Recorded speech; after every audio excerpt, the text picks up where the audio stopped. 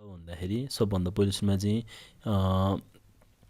लेस्ट कन्स्ट and बार जुन चाहिँ variable declaration कसरी गर्ने अनि यिनीहरूको डिफ्रेन्स के छ।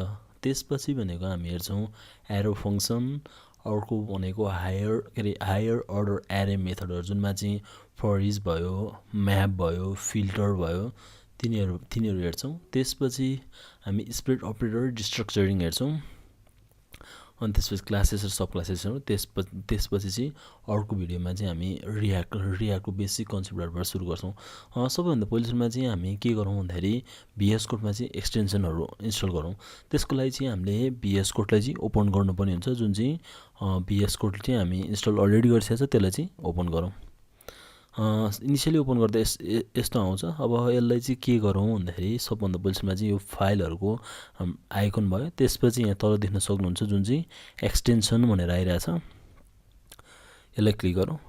सबैभन्दा पहिलो एक्सटेन्सन चाहिँ हामी हालौँ जुन चाहिँ रियाक्ट भनेर सर्च गरौँ। सिम्पल रियाक्ट यो वाला पनि हालौँ। ES7 रियाक्ट रिडक्स यो वाला। तपाईँहरूकोमा इन्स्टल गरेको छैन भने चाहिँ के आउँछ भन्दाखेरि यहाँ इन्स्टलको अप्सन आउँछ, यसलाई क्लिक गर्नु होला। त्यसपछि यो एक्सटेन्सन चाहिँ यसमा इन्स्टल हुने भयो।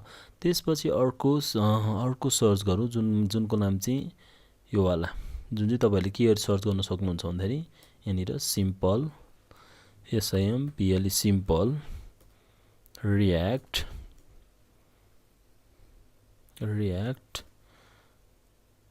स्निपेट यो वालालाई क्लिक गर्नु। त्यसपछि भनेको यहाँ पनि इन्स्टलको अप्सन आउँछ, त्यसलाई क्लिक गर्नु, इन्स्टल हुन्छ। अब हामी अर्को भनेको प्रिटियर भन्ने इन्स्टल गर्छौँ। PRETTIER प्रिटियरको मेन काम भनेको चाहिँ हाम्रो कोडहरूलाई चाहिँ ठ्याक्क फर्मेटमा मिलाएर राखिदिने काम चाहिँ प्रिटियरले गर्छ। यसलाई पनि यहाँ अप्सन इन्स्टलको अप्सन आउँछ तपाईँहरूको, यसलाई क्लिक गरिदिनु होला।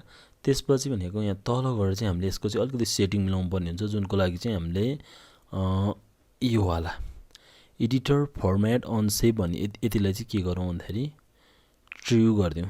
यतिलाई चाहिँ कपी गरौँ। अनि त्यसपछि यहाँ हाम्रो लेफ्ट साइडमा चाहिँ सेटिङको आइकन छ, यसमा जाउँ। अनि त्यसपछि सेटिङ भन्ने छ, यसमा जाउँ। अनि यसमा ओपन सेटिङ भन्ने छ राइट कर्नरमा, जुन चाहिँ तपाईँहरूले कर्सर देख्न सक्नुहुन्छ। यसमा जाउँ।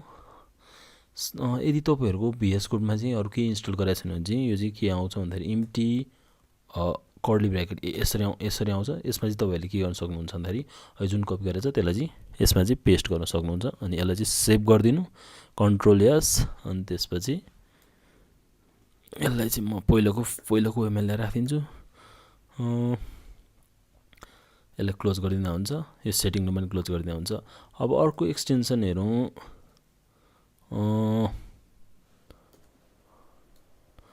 अर्को एक्सटेन्सन जुनको नाम चाहिँ अटो क्लोज र अटो इम्पोर्ट भन्ने छ, यो पनि हाल्न सक्नुहुन्छ। त्यसपछि भनेको इम्पोर्ट कस्ट भन्ने सर्च गर्नु। इम्पोर्ट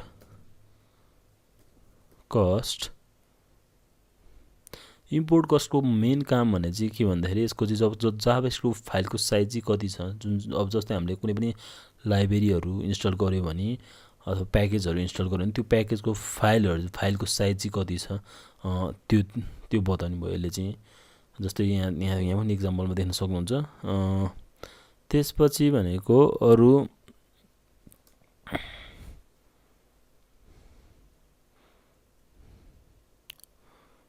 अहिलेलाई चाहिँ यति नै इन्स्टल गरौँ, ठिक छ।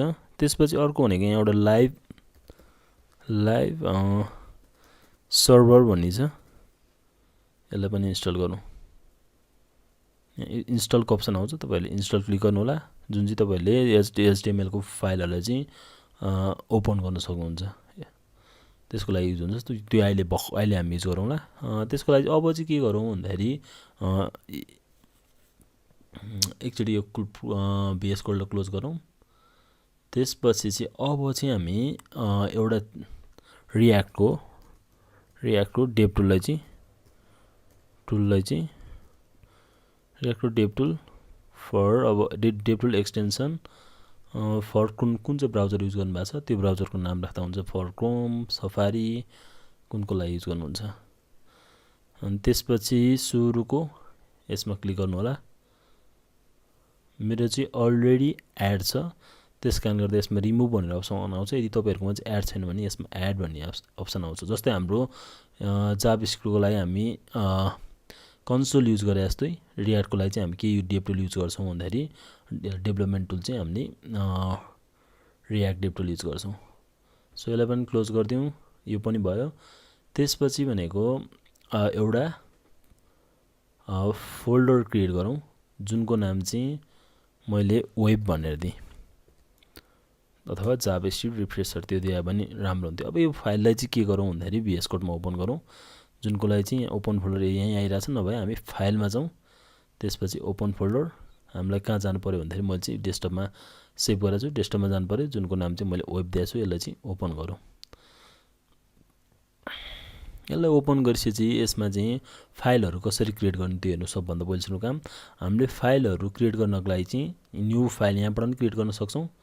यहाँबाट भन्दा नि हाम्रो चाहिँ के हुन्छ भन्दाखेरि यहाँ तल आइकन देख्नु भयो नि तपाईले, न्यू फाइलको लागि, न्यू फोल्डरको लागि। अब यो न्यू फाइलको लागि मैले चाहिँ के गर्नु पर्यो भन्दाखेरि एउटा index.html क्रिएट गर्नु पर्यो, जुनको लागि चाहिँ मैले न्यू फाइल गरे। त्यसपछि index.html इन्टर गरौँ। अब त्यसपछि भनेको अर्को काम यसमा चाहिँ हामीलाई के गर्नुपर्ने हुन्छ भन्दाखेरि HTML5 को फर्मेट चाहिँ निकाल्नु पर्ने हुन्छ। त्यसको लागि हामी के युज गर्छौं भन्दाखेरि HTML5 यो भनेको चाहिँ एउटा इमेजको भयो। इमेजले चाहिँ HTML5 को फर्मेट निकाल्दिने काम गर्छ। यसलाई क्लिक गरौँ। अनि त्यसपछि हामी यसमा यसको डकुमेन्टको सट्टा चाहिँ टाइटलको नाम दिन्छौं, जुनको नाम चाहिँ JS refresher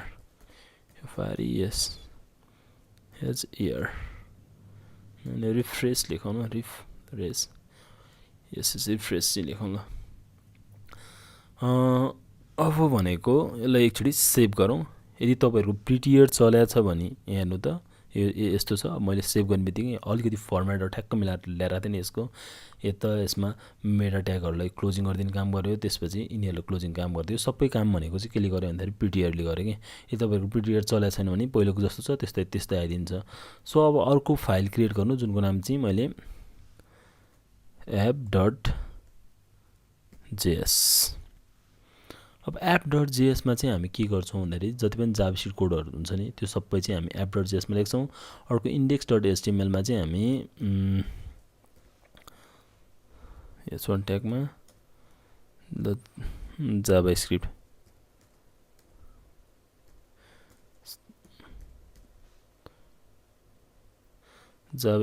त्यसपछि भनेको अब एउटा स्क्रिप्ट ट्याग लेखौं, स्क्रिप्ट ट्याग src मा चाहिँ मैले के गरौँ भन्दाखेरि app.js जुनको चाहिँ पाथ दिनुपर्ने हुन्छ। मैले करेन्ट डाइरेक्टरी app.js सेभ गरौँ। अब यसलाई चाहिँ के गरौँ भन्दाखेरि एउटा लाइभ सर्भरमा ओपन गरौँ, जुन चाहिँ अहिले भर्खर हामीले इन्स्टल गरेको थियौं।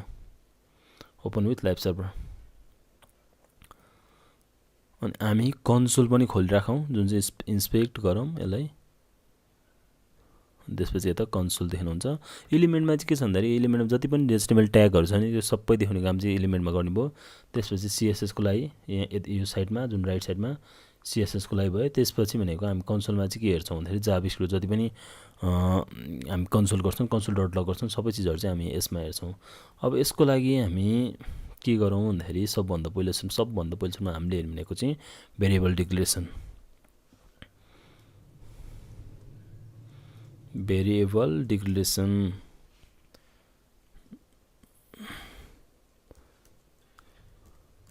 एक हातले टाइप गर्नु कस्तो गाह्रो। Variable DCLARATION variable declaration. अब भेरिएबल डिक्लेरेसनमा चाहिँ सबभन्दा पहिलोमा चाहिँ हामीसँग तीनटा किवर्ड छ, जुन चाहिँ एउटा लेट, अर्को बार, अर्को भनेको कन्स्ट भन्ने छ। अब यसमा चाहिँ के छ भन्दाखेरि सबभन्दा पहिलो सुरुमा चाहिँ हामीलाई बुझ्नुपर्ने चीज भनेको चाहिँ लेट र कन्स्ट चाहिँ ES6 मा आएको। ES6 भनेको चाहिँ 2015 मा जाभास्क्रिप्ट भर्जन ES6 भनेको जाभास्क्रिप्ट भर्जन 6 हो, जुन चाहिँ 2015 मा आएको थियो। त्यो भयो।